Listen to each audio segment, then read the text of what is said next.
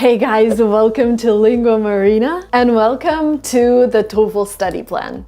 If you have 4 weeks until your TOEFL test, watch this video carefully because these 4 weeks can change the whole trajectory. You have to be wise about them. You have to do things that I'm going to talk about in this video to make sure you feel great during the exam, to make sure you're confident during the exam, because all of this is really important for you to pass the TOEFL test and score whatever you need to score. Now, your situation is better than mine because when I found out that I had to take TOEFL, I also found out that I had to take GMAT. And the GMAT test is much more complicated than TOEFL.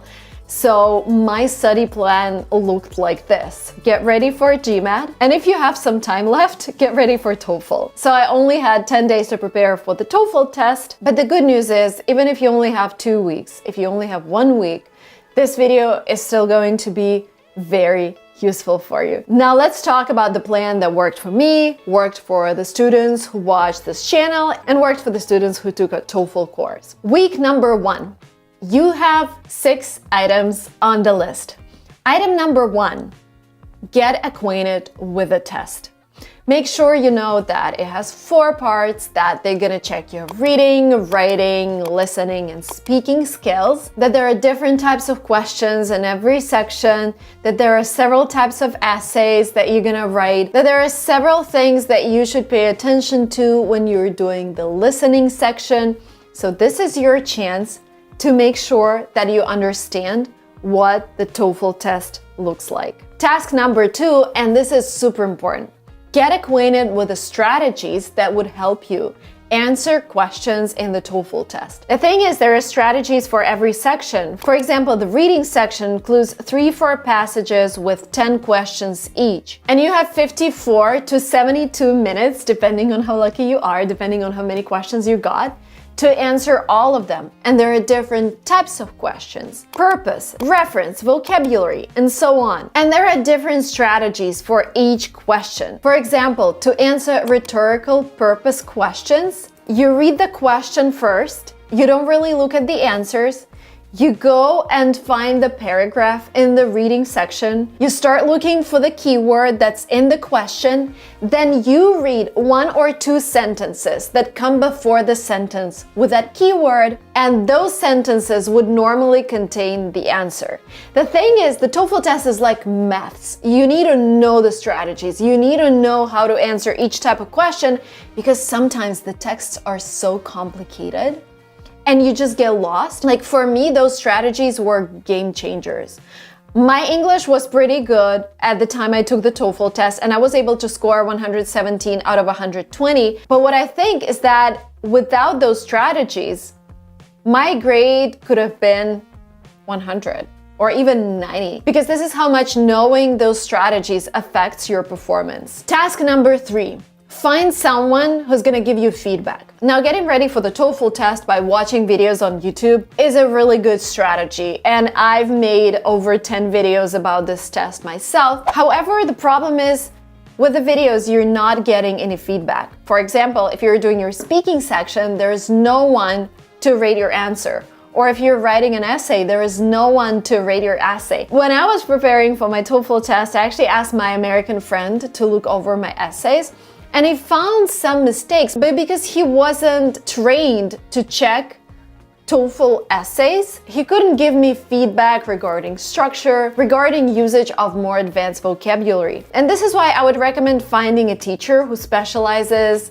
in the TOEFL test. At LinguaTrip, we have a TOEFL course where Anastasia, a professional English language teacher who actually scored 119 on the test, she can provide feedback on all of your tasks. She has been preparing students for this exam for over 10 years, so she knows nearly everything about TOEFL. This course has 30 video lessons that are dedicated to each section: reading, listening, writing, and speaking. And in those videos, we share exam hacks, we share strategies, we give you templates, and provide you with different approaches to dealing with each exam task. So if you want personal feedback on your speaking and writing section, please make sure to select the Guru package, where Anastasia is going to provide personal feedback. And don't forget to use the promo code LinguaMarina to get a special discount. The link is down in the description box. Task number 4 is for you to take a practice test. I recommend you take it in one sitting, just like on your TOEFL test day, just because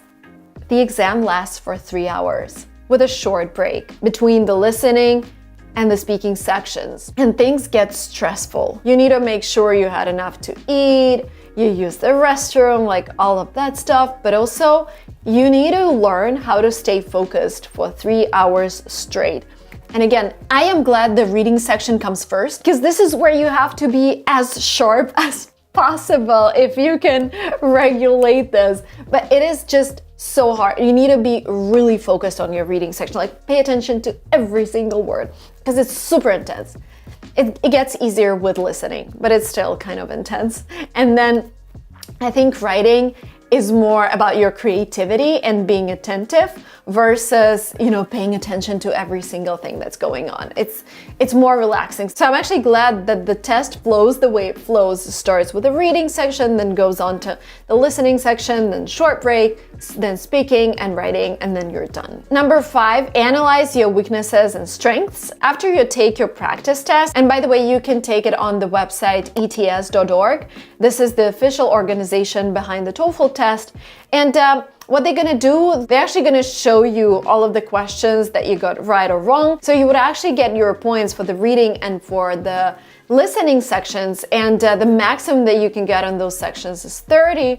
So you will see whether it's like 20 out of 30 or 15 out of 30. Unfortunately, if you don't have a teacher or if you're not enrolled in the course, there won't be any feedback on your writing and speaking sections, but at least you will be able to practice doing all of them in one sitting. Now, after the practice test, I want you to analyze your feelings. What was the most difficult thing? If you're striving for 100 out of 120 on your TOEFL test, then you would need to score at least 25 points on each section, right? What if you scored 15 out of 30 on your reading section? This is where you draw conclusions about what was the most difficult thing for you. And then you build the whole preparation process around focusing on the most difficult part first. So if reading was the most difficult part, then you start every day, every class with the reading part. And then you move on to the sections that were easier for you. And this is basically task number 6.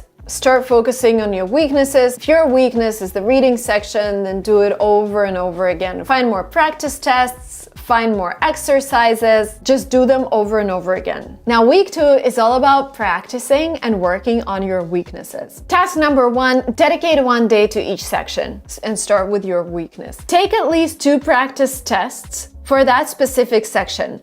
For reading and listening, review the wrong answers and practice the types of questions where you made mistakes. For speaking and writing, pay attention to how much extra help you need with grammar and vocabulary. For example, if you think about a word during your writing section, you're like, I really want to use this word, but I forgot its spelling and I actually need to use my dictionary. Now, this is what you pay attention to, because you can't use a dictionary during your TOEFL test. You rely on your memory. And so you do this every day. Monday, 2 reading sections, Tuesday, 2 listening sections, Wednesday, 2 speaking sections, Thursday, 2 writing sections, Friday, 2 reading sections, and I will still work on the weekend so that you have more practice. When I was preparing for my TOEFL, those 10 days, oh my God, they were so intense. I think I spent maybe 4 to 5 hours each day just working on my TOEFL test. During this week, you would also need to start working on your vocabulary.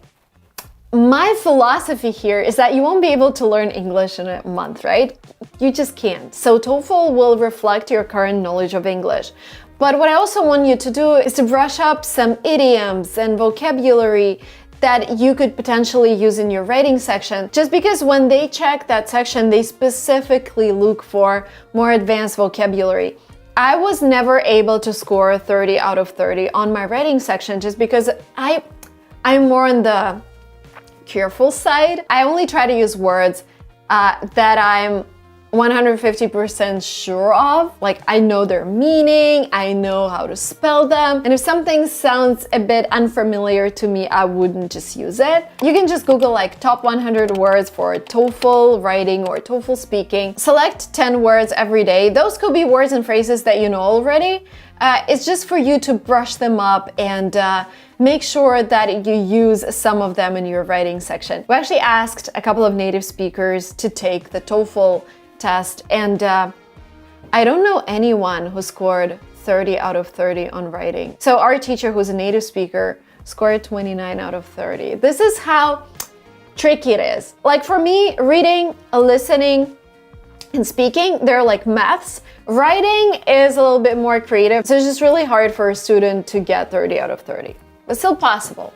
People do that. Then the next task is for you to create your templates and to learn them, to memorize them, so that you can use them during your test. And there are templates for each question in the speaking section, and there are templates for the essays in the writing section. And task number 10 in our overall list of tasks is to again review your wrong answers. Figure out why you got it wrong and what you could do to avoid answering those types of questions incorrectly in the future. Week 3, TOEFL is coming. So this week it's all about practice, practice, and practice. One day, one section. And this is where you also start timing yourself. You only have 18 minutes to complete every passage in the reading section. So 18 minutes, no more, no less. And I say no less because if you do everything in 15 minutes, then go back and check your answers. That strategy saved me on my TOEFL test because when I went back, I realized I actually answered one question incorrectly and I changed my answer, and this is what got me to 30 out of 30 on the reading section. So timing yourself is what you're focusing on during your 3rd week of TOEFL prep. And again, you focus on your weaknesses and more vocabulary, 10 words and phrases each day. Try to make sentences with them, try to select your favorite words and phrases, and make sure that you actually use them in your writing and in your speaking sections. And week number 4, I actually recommend you go to the place where you're gonna take your TOEFL just to figure out the whole transportation situation, how busy it gets with the traffic, how long it takes you to get there, what's the parking situation, all of that. Now this week you stop learning the new vocabulary, you just review what you've learned because you don't want to learn any new words that you don't have time to practice because they can actually distract you during your TOEFL test. Take a couple of full practice tests in 2 sittings, so 1 sitting per test, just to mimic the whole experience. But don't do that a day before your actual test. The day before your actual test, you rest. You watch a movie in English. Kind of surround yourself with the atmosphere, because I also remember I took my TOEFL in Russia, so I was surrounded by the Russian language every single day, and I wanted to get into those English language vibes just before the test, so watched movies, I started speaking English to myself, just to switch on this English speaking mode in my head. Now I just want to repeat this. You need to rest the day before the test, because if you're nervous, if you didn't sleep well, if you didn't eat well, this is going to affect you because this is a really high stress environment and you need to be as calm as possible because this is the only way you can focus. And again, you won't be able to learn English in 4 weeks. You won't be able to learn English in a week, but during 4 weeks, you're able to get acquainted with the test, get into the right mindset, relax, and also remember that this is not the end of your life. If you don't score what you need to score, you can take the test as many times as you want. Yes, it is not free, but life is not over if you didn't score whatever you needed. But I am pretty sure you're gonna do well on the first attempt. Fingers crossed for you guys. All of the resources that I mentioned are gonna be linked down below in the description box. Thank you so much for watching this video up to the very end. When you take the test and get your score, please come back to this video and share it in the comment section.